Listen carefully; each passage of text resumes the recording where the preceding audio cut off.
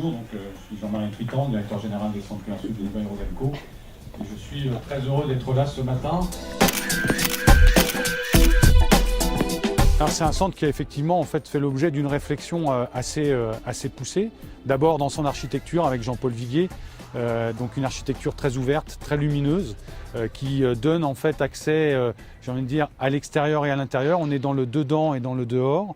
Donc un accès notamment à la lumière naturelle avec ce toit ciel en ETFE qui laisse passer la lumière partout, qui irrigue complètement le centre commercial avec de la lumière. Pas de climatisation, pas de chauffage, c'est que de la ventilation naturelle par les effets du vent. On s'est protégé néanmoins du vent parce que le vent, vous savez, c'est souvent, notamment en hiver, celui qui déclenche la sensation du froid. Donc on est protégé à l'intérieur du vent, mais on est ventilé.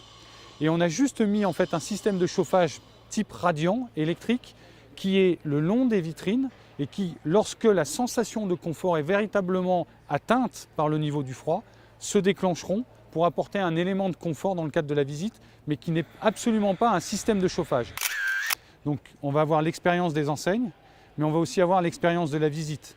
D'où le positionnement qu'on a donné à ce centre qui est lié à sa localisation entre le Rhône et la Saône, donc cette connotation fluviale forte, d'où ce fil rouge qui est bienvenu à bord et des matériaux et des codes qu'on retrouve du nautisme fluvial, mais aussi au travers du design végétal, le travail que l'on a lorsque vous faites une balade fluviale, vous longez des rives et ces rives elles sont souvent arborées, vertes et on doit retrouver cette connotation végétale à l'intérieur du centre. Donc c'est le travail qu'on a fait avec l'agence Tricoire.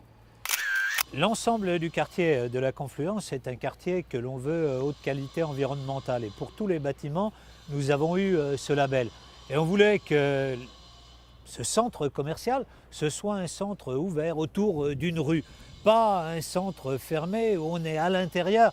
Là, vous voyez, vous êtes à la fois à l'intérieur du centre, mais en même temps dehors, en contact avec la Saône, en contact avec la place nautique, en contact avec le ciel que vous voyez au-dessus de vous. Donc, véritablement, vous êtes à la fois dans la nature, puis en même temps dans un milieu très urbain.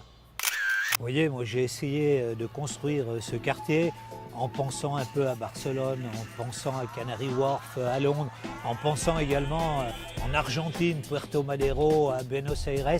Et donc c'était un quartier un peu jeune, un peu branché et on voulait un centre de loisirs et de commerce qui soit l'image de ce quartier, qui puisse attirer un large public, mais en même temps tous ces trentenaires qui aujourd'hui aiment le centre-ville, aiment les atmosphères urbaines, c'est ce qu'on retrouvera dans ce centre.